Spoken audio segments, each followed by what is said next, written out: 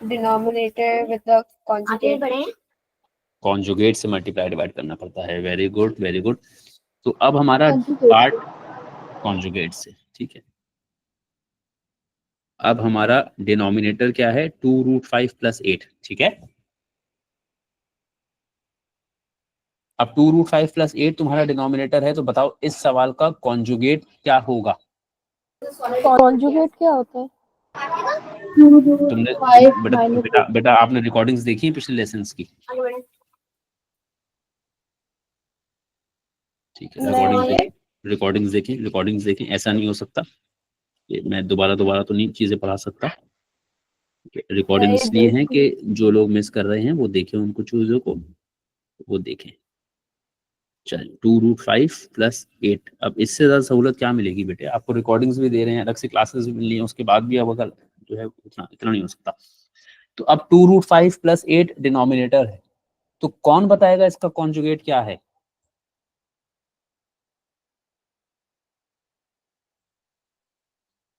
अरे कौन बताएगा इसका कॉन्जुगेट क्या है? 2√5 - 8। 2√5 - 8। तो कॉन्जुगेट से मल्टीप्लाई भी करेंगे और कॉन्जुगेट से डिवाइड भी करेंगे। तो 2√5 - 8 से मल्टीप्लाई और 2√5 - 8 से ही डिवाइड। ये बात ठीक हो गई? अच्छा सर -2√5 नहीं होगा? नहीं बेटा, -2√5 क्यों होगा? हमें कोई एक साइन बदलनी है, ठीक है, दोनों साइन अपोजिट नहीं करना। तो हम 2√5 की भी बदल सकते हैं? हाँ, किसी भी एक की बदल सकते हैं, किसी भी एक की बदल, कोई एक बदलनी है ना, ठीक है। या तो 2√5 की बदलोगे या 8 की बदलोगे, ठीक है।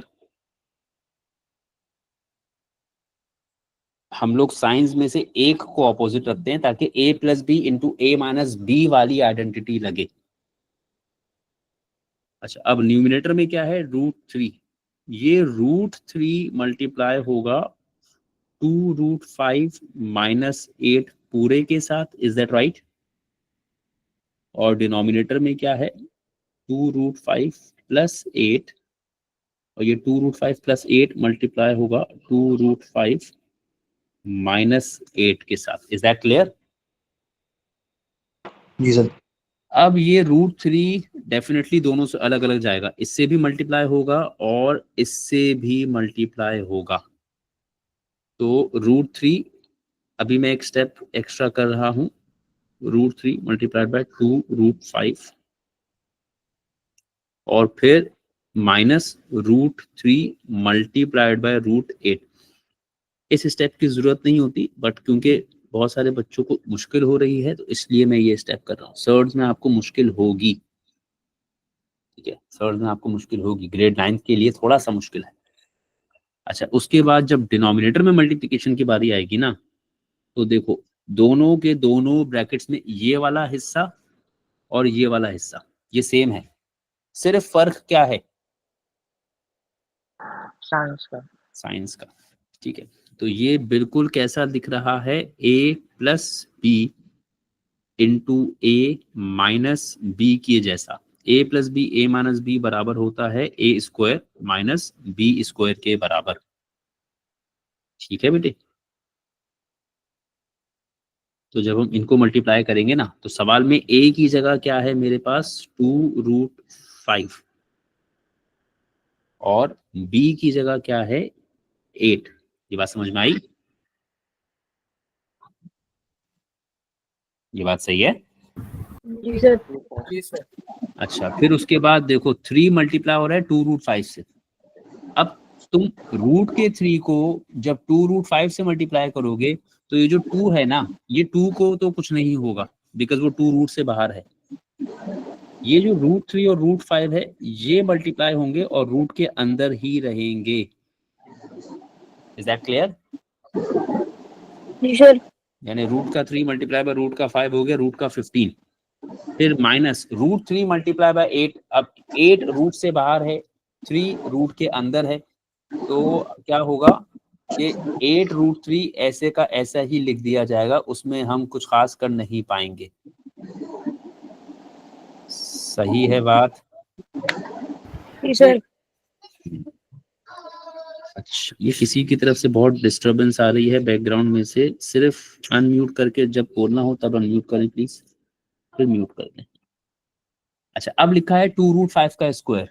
अब ये 2√5 का स्क्वायर है, ये स्क्वायर 2 का भी है और √5 का भी है, ठीक है। तो अब इसमें जब स्क्वायरिंग करोगे तो 2 का स्क्वायर अलग होगा और √5 का स्क्वायर अलग होगा। 2 का स्क्वायर कितना हो जाएगा? 4। और √5 का स्क्वायर क्या हो जाएगा? 5 5। फिर -8 का स्क्वायर कितना? 64 64। चलो भाई अब आगे आ जाएं।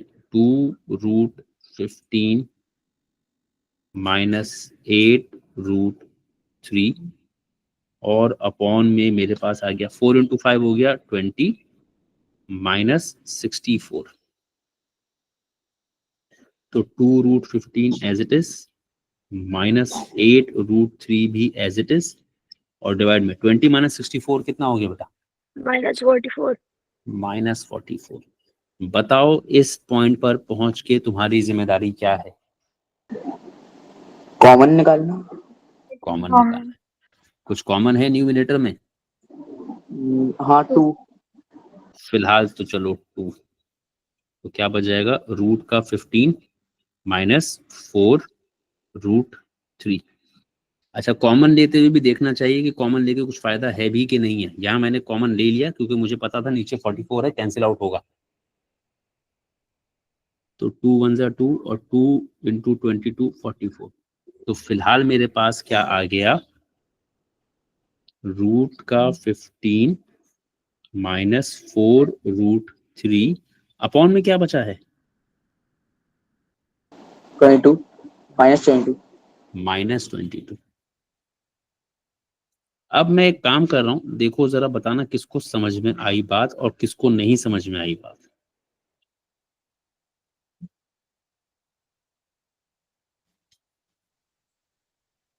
देखो भाई, ये बात समझ में आई है?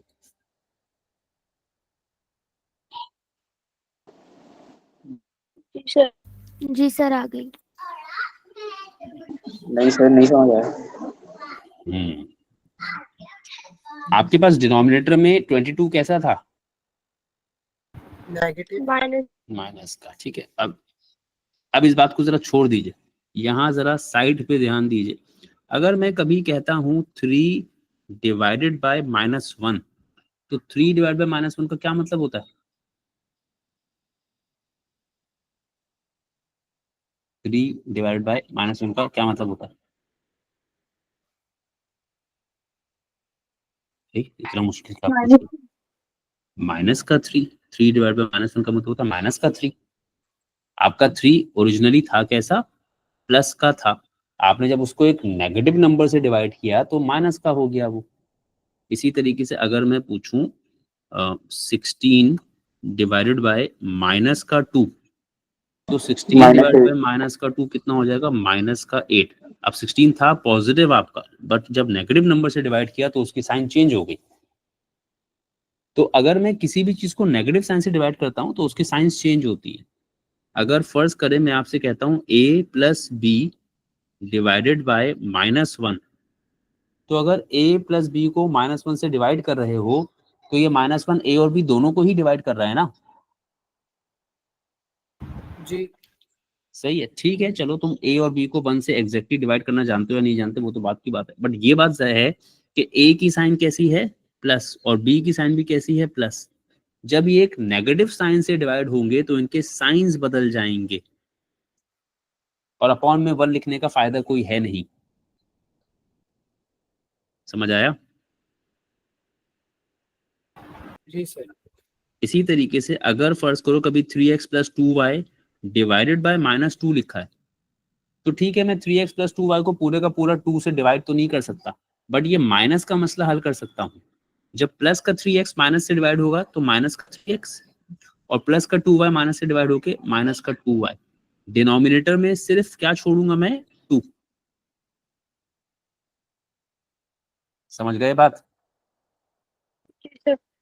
तो जब चीजें नेगेटिव नंबर्स से डिवाइड होती हैं तो कम से कम उनकी साइंस तो हम बदल सकते हैं। जो चीजें पॉजिटिव हैं दे विल बिकम नेगेटिव, और जो चीजें नेगेटिव हैं दे विल बिकम पॉजिटिव। जैसे मिसाल के तौर पर अगर हम कहें x minus 5y divided by minus का 1, तो x पॉजिटिव है ना? नहीं, जी। x पॉजिटिव नहीं है, x पॉजिटिव है। माइनस से डिवाइड होने पर ये कैसा हो जाएगा? नेगेटिव। नेगेटिव। और 5y नेगेटिव है तो नेगेटिव से डिवाइड होने में कैसा हो जाएगा? पॉजिटिव। यानी कि माइनस का x प्लस का 5y, जिसको हम प्रेफरेबली कैसा लिख देंगे? 5y minus x। सही हुआ? तो भाई प्रेफर ये करोगे कि आंसर को ऐसे लिखें, डिनोमिनेटर में नेगेटिव साइंस नहीं छोड़ी जाती। सही है? सर व्हाट इफ हम भूल गए वेबर में ऐसे करना, तो मार्क्स मिलेंगे? तभी तो लिखा है सिर्फ कि प्रेफर्ड है, ये नहीं कहा कि मतलब लाजमी है। ओके। ठीक है, प्रेफर्ड में और रेकमेंडेड में फर्क होता है ना। कोई चीज रेकमेंड की जाए तो आपको कहा जाए लाजमी करना है तो फिर वो लाजमी है। प्रेफर्ड में ये होता है ये किया जाना चाहिए। ठीक है। अच्छा भाई, अब जरा सा मुश्किल सवाल है, पार्ट बी। अब मैं कोशिश यही कर रहा हूँ कि देखो तुम लोगों को ग्रेड 9th के हिसाब से पढ़ा दूं, लेकिन प्रॉब्लम ये है कि टॉपिक का तो अपना स्टैंडर्ड है ना। अब मैं तुम लोगों को 9th के हिसाब से पढ़ाता रहूं तो मसला ये है कि फिर 9th के ही हिसाब से ही रहोगे जिंदगी भर, तो ऐसा भी नहीं कर सकता मैं। तो स्टैंडर्ड को उठाना भी है आपका। सही है, तो थोड़ी सी मुश्किलें तो आएंगी, वो बर्दाश्त करनी पड़ेंगी। ऐसा नहीं हो सकता कि जिंदगी भर हम ग्रेड 9th में गुजार दें। अब जैसे पार्ट बी है, पार्ट बी में क्या लिखा हुआ है? 8/2√5 + 3, इस तरह का एक सवाल मैंने कराया था। अब प्रॉब्लम वही है कि प्रॉब्लम तो ये भी है कि काम इतना ज्यादा होता है, बाज़ औक़ात टाइम मिलता भी नहीं है बच्चों को। कुछ बच्चे बेचारे वाकई करना चाहते हैं बट देन टाइम नहीं मिलता। बट देन ज्यादातर लोग तो खैर बहाने ही तलाश करते हैं। अच्छा, अब अगर किसी को भाई जो है, जैसे हम चलते हैं, ये आ जाए तो पहले तो आते ही रहेंगे ना। ये वाला सवाल देखो जरा, ये याद है किसी को? ये वाला सवाल हमने कराया था।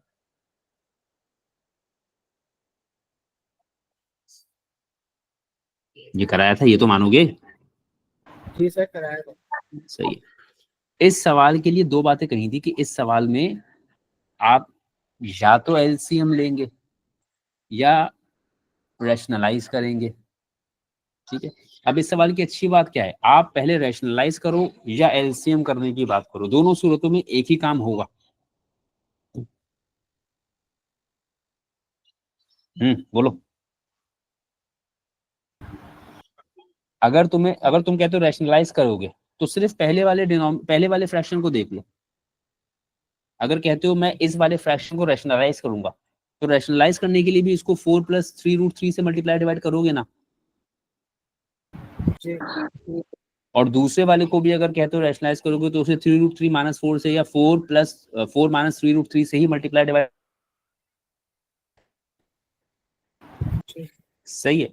और अगर एलसीएम लेने की बात करते हो तो भी यही करोगे कि उसको 4 + 3√3 और 4 - 3√3 से ही मल्टीप्लाई डिवाइड करोगे।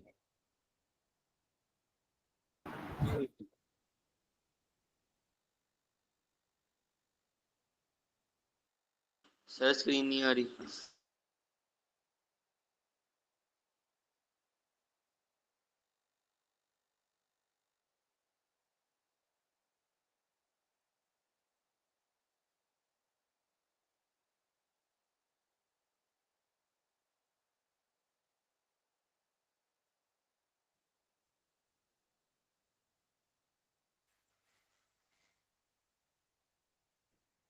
हाँ देखो, मेरी आवाज वापस आई? जी। क्या आखिरी बात सुनी हम लोगों ने? सर वो एलसीएम करेंगे। अच्छा, चलो ठीक है। अच्छा, इसी सवाल पे बात करता हूँ फिर। तो क्या हो रहा है कि अब इस सवाल में अगर तुम मुझको कहते हो कि सर मैं रैशनलाइज करूंगा, यानी पहले डिनोमिनेटर को, सिर्फ पहले फ्रैक्शन को देखो, ये वाले को, सिर्फ इसको देखो। अगर तुम कहते हो कि तुम इस फ्रैक्शन को अलग रैशनलाइज करोगे और दूसरे फ्रैक्शन को अलग रैशनलाइज करोगे, पहले रैशनलाइज करने का कह रहे हो फर्ज करो, तो अगर पहले वाले फ्रैक्शन को रैशनलाइज करने की बात करते हो तो उसको किससे मल्टीप्लाई डिवाइड करोगे? 2√5 - 3। 2√5 - 3 से। और दूसरे वाले को रैशनलाइज करने की बात करते हो तो उसको किससे मल्टीप्लाई डिवाइड करोगे? 2√5 + 3। 2√5 + 3 से। और अगर कोई कहता है कि नहीं नहीं सर मैं डिनोमिनेटर को सेम बनाऊंगा, मैं एलसीएम लूंगा, तो डिनोमिनेटर को सेम बनाने के लिए भी पहले वाले फ्रैक्शन को किससे मल्टीप्लाई डिवाइड करोगे तुम? 5 - 3। और दूसरे वाले को? 2√+3। तो आप कान इधर से पकड़ें या उधर से पकड़ें, दोनों सूरतों में काम आपने सेम ही करना है। कम से कम इस सवाल में तो ऐसे ही है। सही है? जी। मैं तुम्हें बता देता हूँ जनरल तरीका जो आम तौर पे हम करते हैं, वो ये करते हैं कि अगर फ्रैक्शंस को रैशनलाइज पहले कर लें तो ज्यादा अच्छा रहता है। ठीक है, बट ये हमेशा नहीं है। बाज़ औक़ात रैशनलाइज करने से बेहतर होता है कि सेम बनाने तो ज्यादा आसान होता है। ठीक है, खैर इस सवाल में अच्छी बात यह आप रैशनलाइज करने की बात करो या आप डिनोमिनेटर सेम करने की बात करो, दोनों सूरतों में you will be doing the same thing. तो 8/2√5 + 3, इसको आप मल्टीप्लाई करवाएंगे 2√5 - 3 से भी और डिवाइड कराएंगे 2√5 - 3 से। Is that much okay? फिर आ जाएगा दूसरा फ्रैक्शन विच इज 4/2√5 - 3। इसको भी आप किससे मल्टीप्लाई कर, इसको आप मल्टीप्लाई कराएंगे 2√5 + 3 से और डिवाइड कराएंगे 2√5 + 3 से। सही है? जी सर। अब ये 8 जाकर 2√5 और -3 दोनों से अलग अलग मल्टीप्लाई होगा। तो मैं डायरेक्ट कर रहा हूँ, 8 को 2√5 से मल्टीप्लाई करूंगा तो 8 सिर्फ 2 से मल्टीप्लाई होगा, वो हो जाएगा 16 और √5 ऐसे का ऐसा ही। ये बात सही हो गई? जी सर। 8 मल्टीप्लाई होगा -3 से, तो 8 3 जा -24। सही है बात? जी सर। ये जो जी सर। डिनोमिनेटर में दो चीजें हैं 2√5 + 3 और 2√5 - 3, इनको कैसे मल्टीप्लाई करूंगा मैं? अरे आइडेंटिटी का आइडेंटिटी लगा दूंगा। a + b और a - b की आइडेंटिटी लग रही है, तो वो किसके बराबर होता है बेटा? a² यानी 2√5 का स्क्वायर -b² मतलब 3 का स्क्वायर। ये हो गया हमारा पहले वाला हिस्सा, ये वाला हिस्सा हो गया, राइट। सर। फिर बीच में हमारे पास माइनस की साइन है, वो माइनस की साइन वैसी की वैसी। अब चलते हैं दूसरे पार्ट में। दूसरे पार्ट में क्या हो रहा है? 4 मल्टीप्लाई होगा 2√5 + 3 दोनों से ही। तो 4 मल्टीप्लाई बाय जब 2√5 करोगे तो 4 सिर्फ किससे मल्टीप्लाई होगा? तो 4 2 जा 8 और √5 बेचारा ऐसे का ऐसा ही। फिर ये 4 मल्टीप्लाई होगा किससे? 3। प्लस के 3 से, तो ये हो गया प्लस का 12। अभी माइनस को तो मैंने बाहर ही रोक के रखा है। फिर आप आ जाइए डिनोमिनेटर में। अगेन डिनोमिनेटर में क्या लग रहा है? आइडेंटिटी। ठीक है, तो ये हो गया a² - b²। ये हो गया मेरा सेकंड पार्ट। यहां तक बात सही है? बोलो, ये बात सही है? अब क्या मेरे डिनोमिनेटर सेम हो गए? जी सर। तो मैं इन दोनों फ्रैक्शंस को कंबाइन कर देता हूँ। अभी मैं डिनोमिनेटर को सिंप्लीफाई नहीं कर रहा, इसी तरह से कंबाइन कर रहा हूँ। 2√5² - 3²। कोई अगर ये कर सकता है डायरेक्टली तो कर दे। अच्छा, पहले न्यूमिनेटर में क्या था? 16। हाँ बेटा, हाँ बेटा। तो फिर जो रैशनलाइजिंग है वो बेसिकली एलसीएम ही है ना? नहीं, रैशनलाइजेशन एलसीएम तब है ना जब आप एडिशन सब्ट्रैक्शन कर रही हैं। पार्ट ए में तो एडिशन सब्ट्रैक्शन थी ही नहीं। सही है, जैसे पार्ट ए हमने किया उसमें कहाँ था एलसीएम? उसमें तो आपने कोई चीज ऐड कर ही नहीं रहे थे ना, फ्रैक्शंस को ऐड करते हैं तो एलसीएम लेते हैं। अब वो तो आपकी किस्मत है कि अगर आप कभी इस तरह के दो फ्रैक्शंस ऐड करें जिनके डिनोमिनेटर एक दूसरे के कॉन्जुगेट सर्ड्स हो, तब आप कह देंगे कि यार ये तो एक्चुअली रैशनलाइजेशन वाला ही काम हो रहा है। लेकिन अब जैसे पार्ट ए मैंने किया, क्या पार्ट ए में फ्रैक्शंस ऐड सब्ट्रैक्ट हो रहे थे? नहीं सर। एक ही फ्रैक्शन था, तो वहां तो एडिशन सब्ट्रैक्शन है ही नहीं, इसका मतलब है वहां एलसीएम ही नहीं है। तो अगर तुम कहती हो कि rationalisation is basically taking out the LCM, तो जहां एलसीएम लिया ही नहीं जा रहा तो वहां रैशनलाइजेशन होगी ही नहीं क्या? ऐसा नहीं है। सही है। रैशनलाइजेशन के लिए हम मल्टीप्लाई और डिवाइड करते हैं किसी चीज से, तो multiplication division is not taking out the LCM. सही है सर। अच्छा चलो भाई, अब बीच में है माइनस का साइन, और माइनस के बाद जो भी लिखा जाए उसके लिए मैंने बिल्कुल शुरू में ही आपको एक बात बताई है, ब्रैकेट लगेगा। ब्रैकेट में लिखो। ये मैं रेड से करके लिख रहा हूं क्योंकि ये गलती टेस्ट वीक में बहुत लोगों ने की है, बावजूद इसके कि ये बताया गया है एज कॉमन एरर। अब ये दोबारा, अब मसला ये है कि इस बार तो टेस्ट भी एक ही हुआ हमारा, तो गलतियां सिर्फ गलतियां ही सामने आई, सुधारने का मौका ही नहीं मिला। तो वो इसलिए वो प्रिपरेशन टेस्ट बना कर दिया है कि भाई देखो, गलतियां करनी है जितनी करनी है पेट भर के करो, मगर पेपर से पहले करो। गलती करने से, जो लोग मुझसे पढ़ रहे हैं, मैं कभी नहीं मना करता आपको गलती करने से, करें, लेकिन उन गलतियों से सीख लें।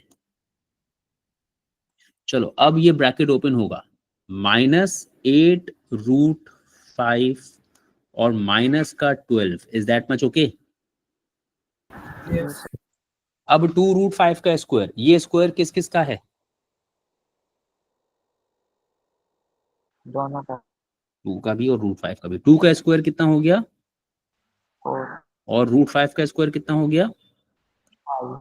5 -3 का स्क्वायर कितना हो गया?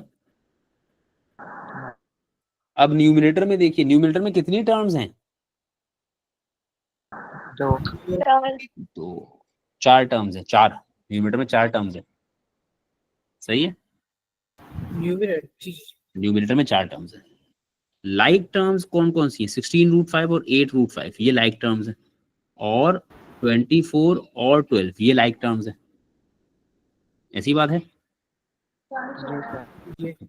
यानी 16√5 में से अगर कुछ ऐड या सब्ट्रैक्ट हो सकता है तो वो 8 का √5 हो सकता है, जी और सर। 24 के साथ अगर कुछ ऐड सब्ट्रैक्ट हो सकता है तो वो 12 हो सकता है। रूट वाली टर्म्स रूट के साथ ऐड सब्ट्रैक्ट होती है, वो भी तब अगर रूट्स सेम हो तो।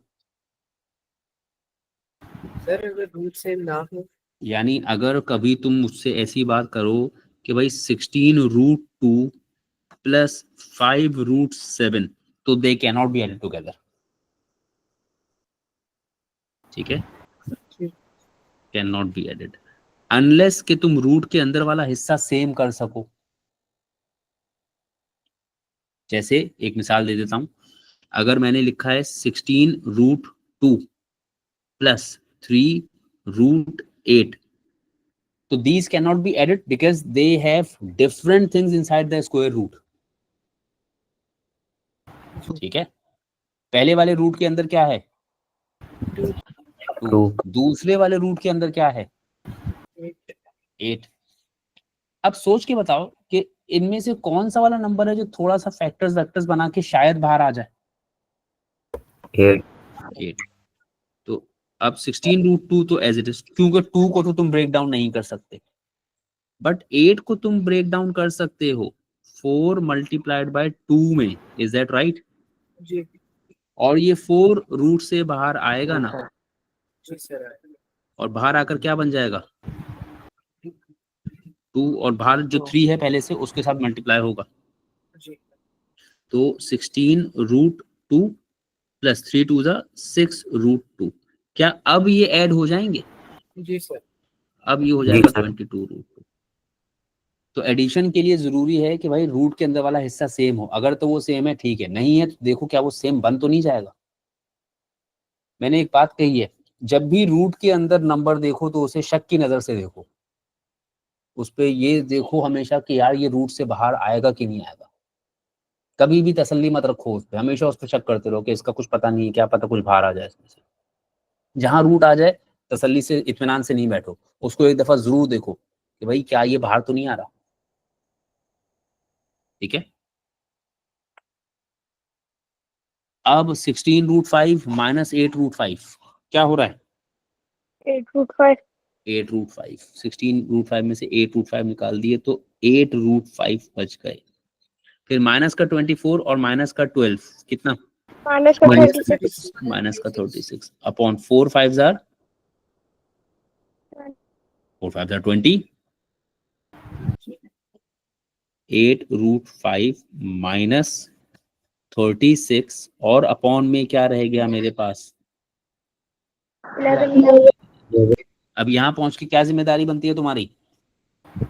कॉमन कुछ कॉमन आ रहा है? कॉमन ही नहीं आ रहा, न्यूमरेटर में से कुछ कॉमन नहीं आ रहा। 4 आ रहा है, 4 आ रहा है, बट क्या कॉमन ले लूं? नहीं नहीं सर। वजह क्या है कॉमन नहीं लेने की इस दफा? सर लेने के बाद फायदा अगर हम 4 या 2 कॉमन ले भी लेते हैं तो प्रॉब्लम कैंसिलेशन नहीं होगी, कैंसिल नहीं होगा 11 से, तो फिर कॉमन लेके फैक्टर्स बना के रखने की जरूरत नहीं है। ठीक है जी सर। अच्छा, ये हुआ क्वेश्चन नंबर 5। ओहो, अब ये आ गए, ये अपनी तरह के बेहतरीन सवाल हैं। आज मैं कोशिश मेरी ये है कि कम से कम ये तो हो जाए। सही है। अच्छा, एक छोटी सी प्रॉब्लम हो गई, बैटरी डाउन हो रही है, 2 मिनट रुकेंगे।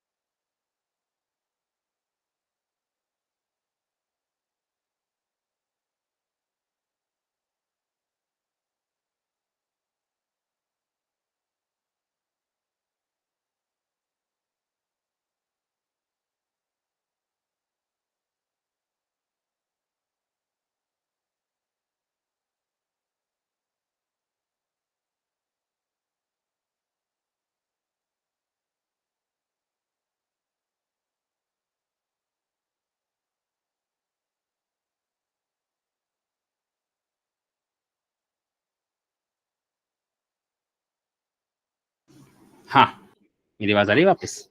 जी सर, आइए। सर आ रही है। चलें भाई, अब कोशिश ये करनी है कि ये 4 सवाल तो अभी हो जाएं। थोड़े लंबे चौड़े सवाल हैं, मजे भाई मुझसे अगर पूछोगे पर्सनली तो मजे के सवाल, अब आपका मुझे पता नहीं। अच्छा, अब मेरे पास क्या है, पार्ट ए में कितने फ्रैक्शंस हैं? 3 3, और वो आपस में क्या होने की कोशिश कर रहे ऐड या सब्ट्रैक्ट। हैं? ऐड या सब्ट्रैक्ट। अब ऐसी सूरत में 2 ऑप्शंस होते हैं, या तो एलसीएम ले लो या रैशनलाइज कर लो। सही है। जी सर। अच्छा, तो मैं क्या कर रहा हूं, पहले 6 का पार्ट ए मैं कर रहा हूं, पहले रैशनलाइज कर रहा हूं। सही है। जी सर। अब रैशनलाइज करने का मतलब है पहले वाले फ्रैक्शन को किससे मल्टीप्लाई डिवाइड करवाओगे तुम? √8। √8, तो 3/√8 है पहला फ्रैक्शन। उसके बाद प्लस दूसरा फ्रैक्शन है 5/√2, इसको किससे मल्टीप्लाई डिवाइड कराओगे? √2। √2 माइनस, उसके बाद अगला फ्रैक्शन है 32/3, इसको किससे मल्टीप्लाई डिवाइड करवाओगे? √32। इसको रैशनलाइज करने की जरूरत है महल? सर ऊपर 32 है ना। रैशनलाइजेशन तो डिनोमिनेटर में से सर्ड रिमूव करने को कहते हैं ना बेटा। अच्छा। ठीक है, तो यहाँ तो आपको रैशनलाइज करने की जरूरत है ही नहीं। ठीक है, ठीक है सर। तो ये वाले को √8 से मल्टीप्लाई डिवाइड, ये वाले को √2 से मल्टीप्लाई डिवाइड, और आखिर वाले को रैशनलाइज करने की जरूरत है ही नहीं क्योंकि वो उसमें डिनोमिनेटर में सर्ड है ही नहीं वहां पर। ठीक है। अच्छा, अब ये न्यूमिनेटर में तो 3 मल्टीप्लाई हो जाएगा √8 से, तो ये हो गया 3√8 फिलहाल, अपॉन में √8 मल्टीप्लाइड बाय √8 8 प्लस यहाँ पर आ गए 5 मल्टीप्लाई बाय √2 हो गया 5√2 अपॉन में √2 मल्टीप्लाई बाय √2 मतलब 2 माइनस यहाँ पर है √32, इसको ऐसा ही छोड़ा और अपॉन में क्या रख दिया 3। सही है।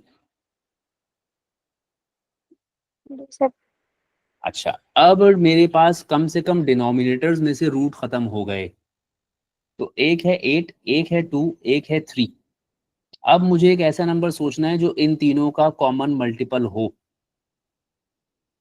लीस्ट कॉमन मल्टीपल हो, सबसे छोटा कॉमन मल्टीपल। ऐसा नंबर बताओ जो तीनों के टेबल में आता हो। 24। 24, वेरी गुड। अब 8 को 24 बनाना है तो किससे मल्टीप्लाई करना है? इसको भी 3 से। ये मैं इंतहाई बेवकूफ़ी वाला तरीका कर रहा हूँ, लेकिन चलो कर रहा हूँ। फिर दूसरा वाला डिनोमिनेटर 2 है, उसको भी 24 बनाना है, तो किससे मल्टीप्लाई डिवाइड करना है? 12 से। इसको 12 से किया तो इसको भी 12 से किया। सही है। फिर तीसरा वाला डिनोमिनेटर 3 है, उसको 24 बनाना है तो 8 से। इसको भी 8 से और इसको भी 8 से। ठीक है, चलो भाई। अब ये 3√8 मल्टीप्लाई बाय 3, तो अब ये 3√8 मल्टीप्लाई बाय 3, ये मल्टीप्लाई वाला 3 √8 से मल्टीप्लाई होगा या 3 से मल्टीप्लाई होगा? 3।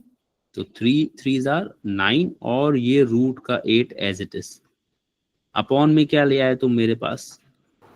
24। ठीक है, प्लस 5√2 मल्टीप्लाइड बाय 12। अब ये 12 किससे मल्टीप्लाई होगा? 5। तो 5 मल्टीप्लाई बाय 12 60 और रूट के अंदर तुम मुझे क्या ले आए 2 और अपॉन में 24। फिर √32 मल्टीप्लाइड बाय 8।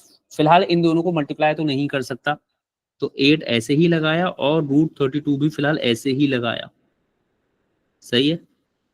ये मैं बिल्कुल थोड़ा थोड़ा थोड़ा थोड़ा, जैसे कहते हैं ना फूक फूक के कदम रखना, सुना होगा ना महावरा उर्दू में, पता नहीं सुन पढ़ते हैं ना महावरे, फूक फूक के कदम रखना। जी सर। अब वो कल कला को कभी फूक फूक के कदम रखने का महावरा है तो तुम उसमें जुमला बना सकते हो, हमने सर्च पढ़ते हुए फूक फूक के स्टेप किए, वो फूक फूक के कदम रखे। सही है। तो बिल्कुल वो कर रहे हैं हम, ज्यादा कुछ कर ही नहीं रहे, ये one thing at a time कर रहे हैं। अब डिनोमिनेटर सेम हो गए।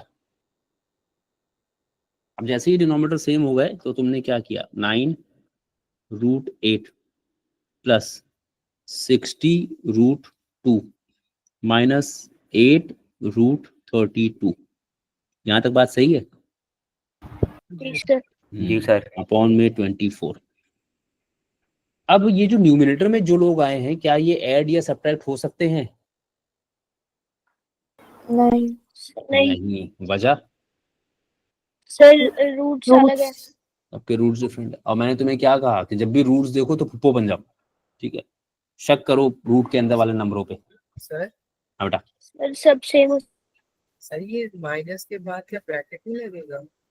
माइनस के बाद ब्रैकेट हसन उस सूरत में लगता है जब एक से ज्यादा टर्म्स होती हैं।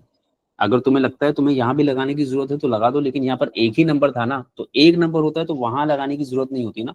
जब 2 टर्म्स होंगी तब हम लगाते हैं। अच्छा अगर तुम यहाँ लगा भी दोगे तो वो ब्रैकेट ऐसे ही ओपन हो जाएगा।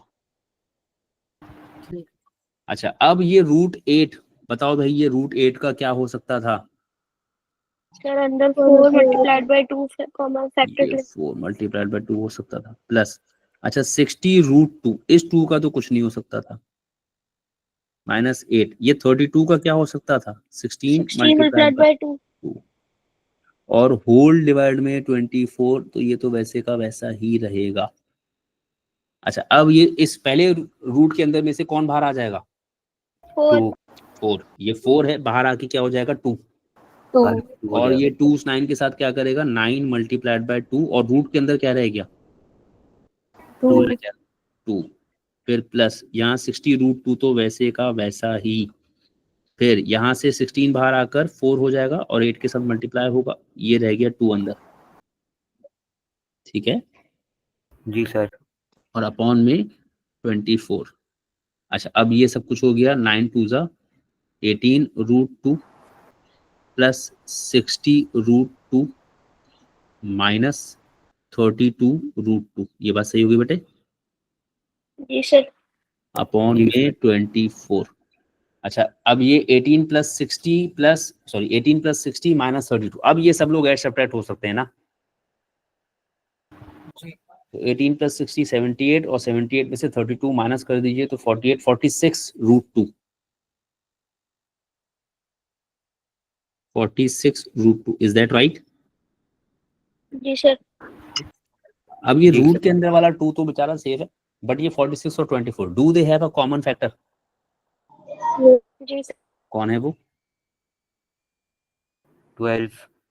अरे 46 का बात है 12 के टेबल में, 48 आता है ना? गलती से बोल दिया सर, गलती से बोल दिया। तो 2 है, कॉमन फैक्टर इनका 2 है, सही? सही। अब ये जो मैंने तरीका किया ना, ये बिल्कुल बिगिनर वाला तरीका किया, बिल्कुल मतलब जैसे अभी जो कोई फर्स्ट टाइम बिल्कुल सर्च पढ़ा ना, बिल्कुल उसके लिए तरीका किया। ये बिल्कुल भी प्रोफेशनल नहीं है, यानी किसी को भी ले जाकर दिखाओगे ना, वो कहेगा भाई किस बेवकूफ ने करवा दिया तुम्हें इतना लंबा चौड़ा काम, ठीक है? लेकिन बिगिनिंग में यही कर सकते हैं हम। अगर मैं अपने आप को सोच के करूं सवाल, तो शायद ये 3-4 स्टेप पर खत्म हो जाना था, लेकिन डेफिनेटली मैं ग्रेड 9th को पढ़ा रहा हूँ, तो मैं ग्रेड 9th को सोच के करूंगा, सही?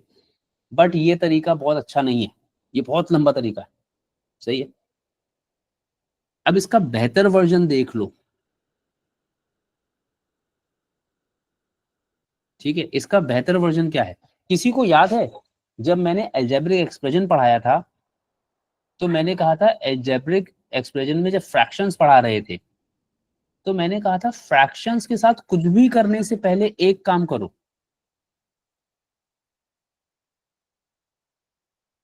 बताओ किसको याद है वो?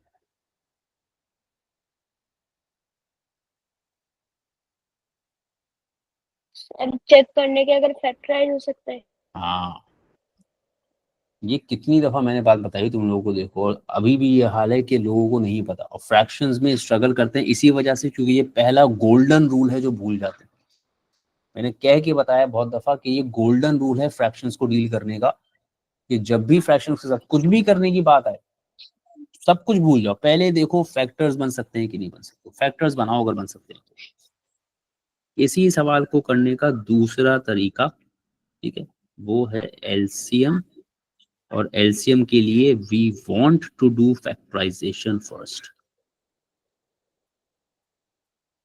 सही है? जी। जी सर। अपनी जी सर। बेसिक्स को स्टिक करें, अपनी बेसिक्स को याद रखें, मत भूलें उन बेसिक्स को, ठीक है? बार बार नहीं मौका मिलेगा हमें सिखाने का, और बार बार आप लोगों को भी मौका नहीं मिलेगा ये चीजें सीखने का। कोई बार बार पकड़ के नहीं सिखाता कि भाई मैं भी एक हद तक सिखाऊंगा, उसके बाद मैं भी तंग आ जाऊंगा, बोलूंगा ठीक है भाई जाओ, कितनी बार कोशिश करें, सही है? तो ये अपने बेसिक को स्टिक करें कि यार फ्रैक्शंस का गोल्डन उसूल ये है। अब हर फ्रैक्शन को पहले देखो फैक्टराइज हो सकता है कि नहीं। पहला फ्रैक्शन है 3/√8, दूसरा है 5/√2, तीसरा है -√32/3। क्या ये फैक्टराइज हो सकते हैं?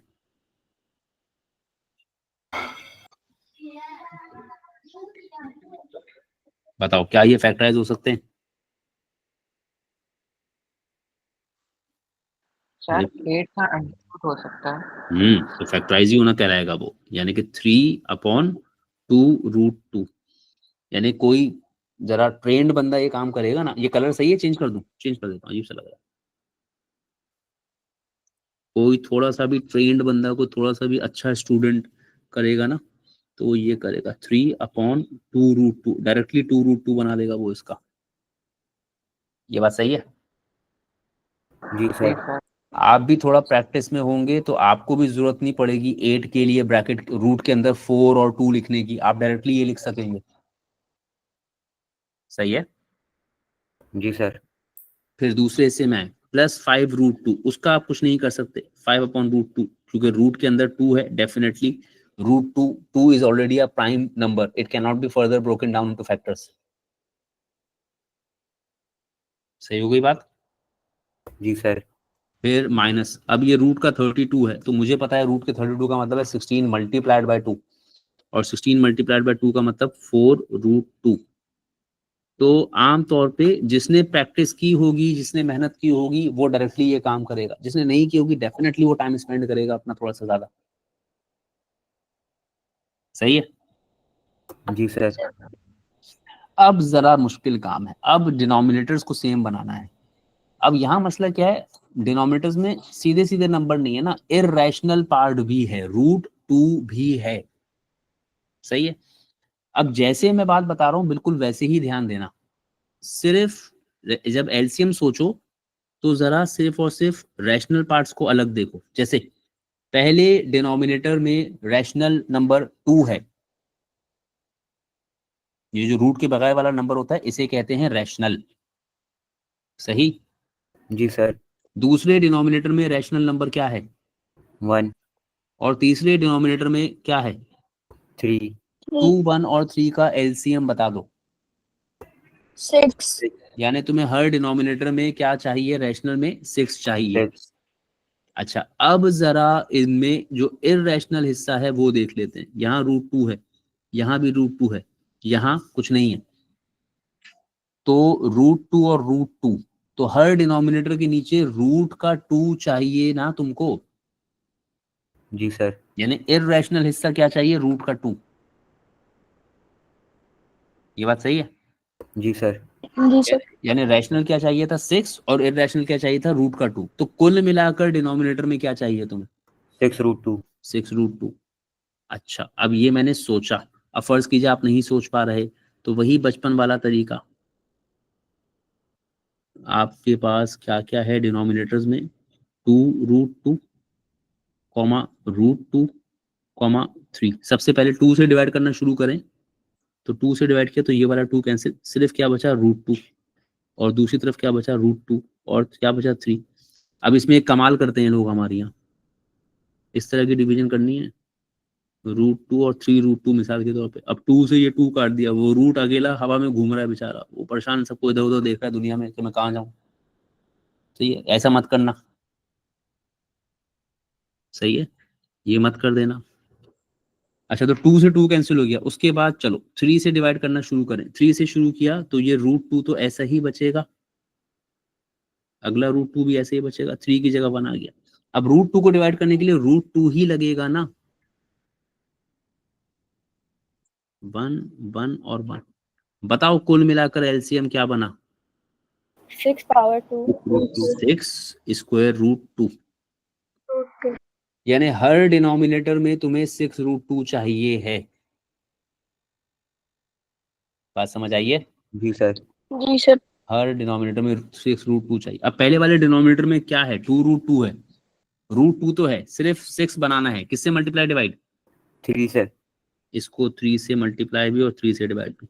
दूसरे वाले डिनोमिनेटर में √2 तो है, क्या चाहिए? 6√2। तो किससे मल्टीप्लाई? 6। 6 सर। दूसरे वाले डिनोमिनेटर में सिर्फ 3 है। अब 6 और √2 दोनों ही चाहिए, किससे मल्टीप्लाई डिवाइड? 2 2 पावर √2। 2√2 से मल्टीप्लाई भी और 2√2 से डिवाइड भी। Is that right? जी सर। तो न्यूमिनेटर में 3 3 आर 9 अपॉन 2√2 मल्टीप्लाइड बाय 3। तो ये 3 सिर्फ 2 से मल्टीप्लाई होगा ना बाहर वाले। ये बात सही है। जी जी सर। सर। ये √2 as it is, plus 5 into 6 30। और √2 मल्टीप्लाई बाय 6 को आप 6 बाहर रखें, √2 को अलग रहने दें। फिर 4√2 मल्टीप्लाइड बाय 2√2, 4 मल्टीप्लाई होगा बाहर वाले 2 से, 4 2 जार 8। और √2 मल्टीप्लाई बाय √2 कितना हो जाएगा? 2। 2 4 √2 मल्टीप्लाई बाय √2 हो जाएगा 2। Very good. अच्छा, अब ये 3 मल्टीप्लाई बाय 2√2, तो यहाँ भी क्या हो गया? 6√2। आई होप समझ में आ रहा जी है। डिनोमिनेटर सेम हो गए। जी सर। कुछ तो गड़बड़ हुई ना। ये 8√2 से 8 मल्टीप्लाई बाय 2 वाले फ्रैक्शन से पहले प्लस किसने लगवाया है मुझसे? ये या माइनस लगा हुआ था ना? जी सर। अच्छा भाई, डिनोमिनेटर सेम हो गए, तो 90 प्लस 3 माइनस 8 2 जार 16 अपॉन में 6√2। यहाँ तक बात सही है? जी सर। तो भाई मेरे क्या हो गया? 9 प्लस 30 39 माइनस 16 39 में से 16 निकाल दे तो 23 शायद जी 23 अपॉन 6√2। ये तुमने अभी क्या किया, रेशनलाइज कर दिया कि एलसीएम लिया? एलसीएम एलसीएम अब एलसीएम लेने के बाद क्या यहाँ छोड़ दूं इसको? क्या ये आंसर यहाँ छोड़ दूं? जी सर। छोड़ दूं, समझा? सर वो कॉमन तो नहीं आ रहा। मसला ये है डिनोमिनेटर में रूट है, रैशनलाइज डिनोमिनेटर में अगर रूट होगा ना तो बिना कहे रैशनलाइज कर देना। किसी से पूछने की जरूरत ही नहीं है कि भाई मुझे अम्मी से परमिशन लेनी पड़ेगी, किसी से नहीं पूछने की जरूरत है, ये रैशनलाइज करना है। ऐसा लेकर जाओगे तो हो सकता है मार पड़ जाए। सही है, तो अब रूट में से 2 खत्म करना है, तो सिर्फ √2 का मसला है ना, किससे मल्टीप्लाई और किससे डिवाइड? √2 से। सिर्फ √2 से। पूरे पूरे 6 √2 से मल्टीप्लाई करने की जरूरत नहीं भाई। सही है, तो 23 मल्टीप्लाइड बाय √2, तो 23 √2 रहेगा। और ये 6 as it is, √2 multiply by √2 कितना? 2। तो वैसे तो खैर डायरेक्टली 12 भी लिख सकते हैं, लेकिन चलो अब दोनों तरीके आपके सामने। ठीक है, जैसे मैंने आपसे कहा ना कि वो वाला तरीका मैंने बहुत लंबा चौड़ा किया है, बट खैर समझाने के लिए किया है। प्रेफर फिर हम कौन सा करेंगे अब हम पेपर में करें? ये तो आपकी प्रैक्टिस पे है ना बेटा। अगर आपको प्रैक्टिस हो जाए, बहुत अच्छी प्रैक्टिस हो जाए, तो मेथड नंबर 2 ही प्रेफर्ड है। किसी भी सिचुएशन में मेथड नंबर 2 प्रेफर्ड है। मेथड नंबर 1 तो मैंने कहा ना कि मैं बिल्कुल आराम से बिल्कुल एक वक्त में एक काम कर रहा हूँ। जब मैं न्यूमिनेटर को डिनोमिनेटर को सेम कर रहा था तो मैं न्यूमिनेटर में कुछ भी नहीं किया। वो रूट का 8 और रूट का 32 बेचारे आते रहे बार बार, वो कहते रहे हमें बाहर निकालो, हमें बाहर निकालो। हमने कहा नहीं निकालेंगे, 24 ही करते रहे डिनोमिनेटर को। कोई अगर वो भी कर रहा होता है तो साथ साथ न्यूमिनेटर में भी थोड़ी बहुत काम कर लेता है। हमने न्यूमिनेटर में कुछ भी नहीं किया, हमने कहा नहीं डिनोमिनेटर को ही सेम बनाएंगे।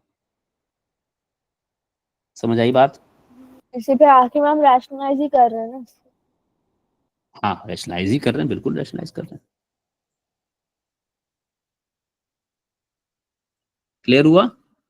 जी सर। चले, अब मैं कर रहा हूँ पार्ट बी। और पार्ट बी में क्या है, 4 समझ में आ रहा है नहीं आ रहा है? और sir √27 minus √18 upon 4 plus 4 upon √3। यानी देखा जाए तो हम जो तरीका कर रहे हैं ना, ये वही है जो आपको बिल्कुल शुरू में सिखाने की कोशिश की गई कि यार पहले फ्रैक्शंस को फैक्टराइज करो। सही है, यहां पर भी वही लॉजिक लग रही है। तो अब मैंने एक पार्ट 2 तरीकों से कर दिया। मैं अगर ये वाला पार्ट भी 2 तरीकों से करने बैठूंगा तो फिर आधा घंटा मजीद लग जाएगा इस सवाल में। तो मैं क्या करूं इसमें, पहले रैशनलाइज करूं या पहले एलसीएम लेने के लिए फैक्टर्स बना लूं? एलसीएम। ठीक है, तो न्यूमिनेटर में तो 4 ऐसे का ऐसे ही। ये 27 का मतलब हो जाएगा 3√3। Will everyone agree to this? जी सर। फिर √18 का मतलब हो जाएगा 3√2 अपॉन 4। ये बात सही है? जी सर। फिर आगे आ जाओ तो 4√3, ये ऐसे का ऐसा ही रहेगा। अब सिर्फ रैशनल हिस्सा देखो अपने डिनोमिनेटर्स का, तो रैशनल हिस्सा क्या है, 3 और 4। जी सर। 3 और 4 का कॉमन मल्टीपल बता दो। 12। और फिर इररेशनल देखोगे तो √3 और √3 है। तो कुल मिलाकर डिनोमिनेटर में हर जगह तुम्हें क्या मिलना चाहिए, 12√3 मिलना चाहिए है। जी सर। हम डायरेक्टली भी कर सकते हैं और वो मैंने बचपन वाला तरीका भी कर दिया आपके सामने। तो 12√3 बनाना है। अब पहले वाले डिनोमिनेटर में 3√3 है, उसको 12√3 करने के लिए किससे मल्टीप्लाई? 4। तो यहाँ भी और यहाँ भी। फिर आखिरी वाले डिनोमिनेटर में चला गया मैं, वहां पर √3 है, 12√3 बनाना है, किससे मल्टीप्लाई और किससे डिवाइड? है आखिरी वाला, बिल्कुल आखिरी वाले में 12√3 बनाना है महद। अच्छा। बिल्कुल आखिरी वाले पे हूं मैं, थर्ड पे। 12 से। 12 से और बीच में भी 12√3 बनाना है, वो 4 है, तो पहले 4 को 12 बनाने के लिए सोचो किससे मल्टीप्लाई करना पड़ेगा? 3 से। 3 से, तो ये 12 बना। अच्छा √3 भी चाहिए, तो वो √3 आपने और लगाया। ये बात सही है बेटा? जी सर। चलो भाई, तो अब अगर मैं इसको देखो जरा, एक चीज मैं कर रहा हूं, समझ में आया तो बताना।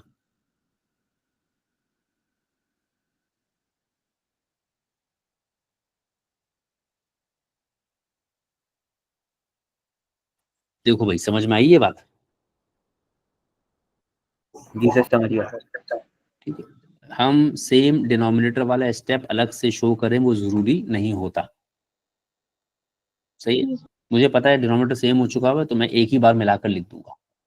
बाकी मैंने क्या किया, 4 को 4 से मल्टीप्लाई किया तो 16, 3√2 को 3√3 से जब मल्टीप्लाई किया तो बाहर वाले 3 को आपस में मल्टीप्लाई किया, वो 9 हो गए, और रूट के 2 को रूट के 3 से मल्टीप्लाई किया तो रूट में 6 हो गया, और आगे 4 को 12 से मल्टीप्लाई किया तो that became 48 only. Is that right? जी सर।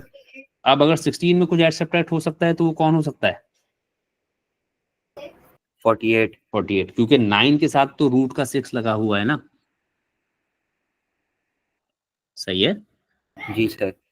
16 + 48, 64 -9 √6 अपॉन 12√3। सही है। जी सर। अच्छा जरा ये वाला स्टेप ना नोट कर लेना, ये वाला स्टेप नोट कर लेना। इसमें एक बात है सिखाने वाली, मगर वो मैं सिर्फ उसी को सिखा सकता हूँ भाई जिसने इसकी बहुत प्रैक्टिस की हुई होगी। ठीक है, वो लाजमी नहीं है वैसे सिखाना, मतलब हम लोग अगर नहीं भी सिखाते तो गुजारा हो जाता है, बट मैं उसको सिखाता हूँ, मगर वो भी सिखाने के पहले मैं देखता हूँ कि सामने वाले में इतना दमखम है कि वो सीख लेगा। तो ये सिर्फ मैं उसी को सिखा सकता हूँ जिसने कुछ मेहनत कर ली होगी। ठीक है, ये स्टेप नोट कर लो कि सर आपने कहा था यहाँ पर एक और बात बतानी है जो आपने ऑनलाइन क्लास में नहीं बताई थी। सही है। अच्छा, अब क्या आंसर को यहाँ छोड़ दूं? नहीं सर। नहीं छोड़ नहीं सकते। क्यों नहीं छोड़ सकते भाई? डिनोमिनेटर में रूट है। ठीक है, तो इसको रैशनलाइज करना पड़ेगा। किससे मल्टीप्लाई डिवाइड करवाओगे? √3। रूट के 3 से। अब ये रूट का 3 मल्टीप्लाई में भी और रूट का 3 डिवाइड में भी। अच्छा, अब डिनोमिनेटर में तो बड़ी सीधी सी बात है, डिनोमिनेटर में तो 12√3 मल्टीप्लाई बाय √3, तो 12 तो as it is, √3 multiply by √3 will only be 3। ये बात सही है? जी सर। डिनोमिनेटर, ये जो न्यूमिनेटर वाला √3 है, ये दोनों के पास जाएगा ना, 64 के पास भी जाएगा और 9√6 के पास भी जाएगा। जी sir. 64 multiply by √3 will be 64√3 minus, अब ये रूट का 3 9 से तो मल्टीप्लाई नहीं होगा, 9 तो ऐसे का ऐसे ही, ये जाएगा रूट वाले 6 के पास और उससे मल्टीप्लाई होकर क्या बना देगा? 18। √18। अब बताओ, तुम अगले स्टेप में 12 को 3 से मल्टीप्लाई करके 36 बना दोगे, बात खत्म हो जाएगी? नहीं क्या मसला रहेगा? सर, वो 64 को 9 से भी माइनस करना है। 64√3 है वो, उसको 9 से सर कैसे माइनस करो? क्या करते हैं, हम्म 18 का कॉमन ले लें। मैंने तुम लोगों को कहा ना, रूट के अंदर कोई भी नंबर देखो तो बस बिल्कुल ऐसे मतलब क्या फुप्पो से बन जाओ एकदम, मतलब कि नहीं मानो ही नहीं, बोलो नहीं मैं नाराज हूँ। 18 है, तो 18 का मतलब हो गया 9 मल्टीप्लाइड बाय 2, है ना? जी सर। तो ये हो गया भाई क्यों? 3 बाहर, रूट के अंदर 2। हाँ। ये बात सही है। जी सर। और डिनोमिनेटर में 12 3 जा 36। यहाँ तक बात समझ में आई है? जी सर। ये हो गया अब 64√3, 9 3 जा 27√2 और अपॉन में 36। बताओ कुछ कॉमन है न्यूमिनेटर में? नहीं। कुछ कॉमन नहीं है। ठीक है, तो ये बात खत्म हो गई। आया समझ में? जी सर आया। चलो अब मैं सी और डी में से एक पार्ट कराऊंगा और बस उसके बाद मैं क्लास खत्म कर दूंगा, अगली क्लास का टाइम हो गया मेरी, क्योंकि बस सी और डी में से कोई एक करा रहा हूं। तो बताओ सी और डी में से आसान कौन सा, सी डी। और डी में से? सी। सी। सी आसान है, बस तो वही करा रहा हूँ मैं, तो फिर सी ही करा रहा हूँ जो आसान है। डी करवाना है। नहीं नहीं, गया। अब बात हो गई, एक दफा जो मैंने कमिटमेंट कर ली तो फिर तो मैं अपनी भी नहीं सुनता उसके बाद। तो डी तो भी जाना। इससे ज्यादा आसान है। सर आसान क्यों करा रहे हैं, मुश्किल करा रहे हैं। अरे सर तो मुश्किल आसान वाला ही कराना। पता, ये क्या सर बात है, ये क्या बात है, अच्छा ये क्या सर बात है? डी सी से भी ज्यादा आसान है, तो वो ही करवा लें। चलो वो आसान वाला है तो फिर आसान नहीं करा रहा, मुश्किल वाला करा देता हूँ, ये करा रहा हूँ, सी मुश्किल है ना, ये करा देता हूँ। अच्छा मतलब टीचर ने तो मुश्किल वाला करवा दें, ये क्या बात हुई भाई, हम किसी के बच्चे नहीं है। अच्छा 2/√3 प्लस, सॉरी 2/√3, उसके बाद ब्रैकेट 4/√12 प्लस √27/3। सही है। अब बता दो मुझे, मेरा गोल्डन रूल बता दो। See if it's factorisable. Factorise कर दें, जो कुछ भी फैक्टराइज हो रहा है फैक्टराइज कर दें। तो 2/√3 तो फैक्टराइज नहीं हो रहा ना, तो वो तो वैसे का वैसे ही सही है। जी सर। 4 डेफिनेटली 4 को वैसे का वैसे ही छोड़ोगे। √12 का मतलब हो जाएगा, क्या हो जाएगा, रूट के अंदर 4 मल्टीप्लाई बाय 3, तो मतलब 2√3, ये बात सही है। जी सर। फिर √27 का मतलब है रूट के अंदर 9 multiply by 3 which would mean 3√3 और अपॉन में 3। यहाँ तक बात सही है। जी सर। अब इसमें बहुत सारे ऑप्शंस हैं मेरे पास, मगर मैं उसमें से अभी फिलहाल आसान वाला ऑप्शन ले रहा हूँ, कैंसिलेशन का। 2 से ये कैंसिल किया, 2 बचा, सही है। 3 से ये कैंसिल कर दिया, तो कुल मिलाकर क्या बचा, 2/√3 प्लस √3। अब मुझे बताओ कि मैं ब्रैकेट के अंदर पहले डिनोमिनेटर से मतलब एलसीएम ले लूं या पहले इस 2/√3 को मल्टीप्लाई कर दूं? मल्टीप्लाई कर दें। मल्टीप्लाई कर दें। मल्टीप्लाई करने में एडवांटेज क्या होगा, 2/√3 जब 2/√3 से मल्टीप्लाई होगा तो ऑटोमेटिक रैशनलाइजेशन हो जाएगी पहले हिस्से में, जी सही है। सर।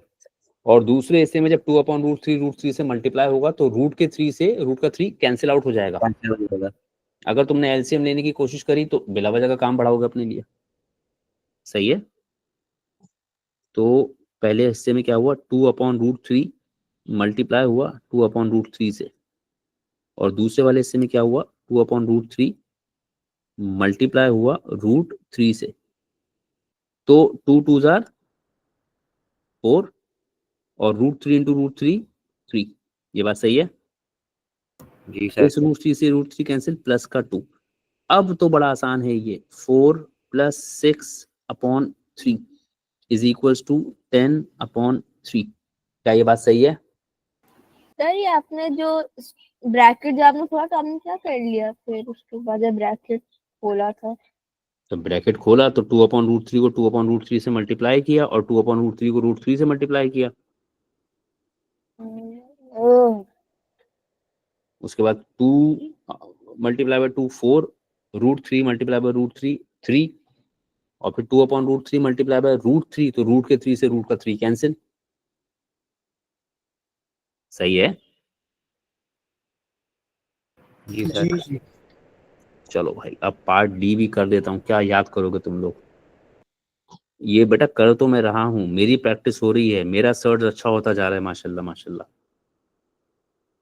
ठीक है। मगर मेरे सर्ट के अच्छे होने से नंबर आपको नहीं मिलेंगे, याद रखिएगा ये बात। 3/√8 -128 का रूट और अपॉन में 3। क्या प्रेफर कर रहे हैं हम लोग, फैक्टराइजेशन प्रेफर कर रहे हैं ना। जी सर। तो 6/√2 एज इट इज, 3/√8 का मतलब 3/2√2। अब 128 के फैक्टर्स बताएगा कोई मुझे, दो फैक्टर्स जिसमें एक परफेक्ट स्क्वायर हो।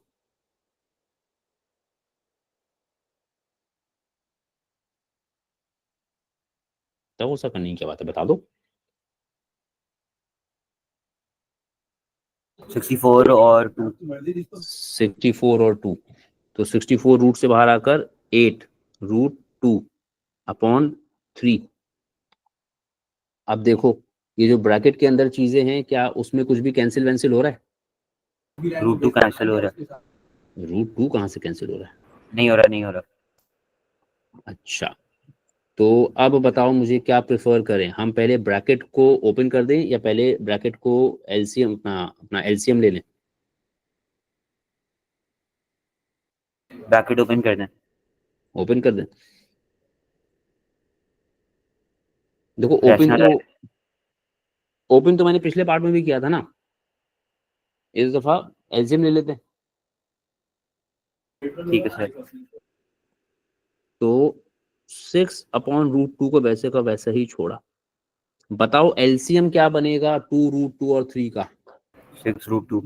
6√2। तो अब इसको 6√2 बनाने के लिए 3 से मल्टीप्लाई। जी सर। और दूसरे वाले को 6√2 बनाने के लिए 2√2 से मल्टीप्लाई। ये बात सही हो गई? जी सर।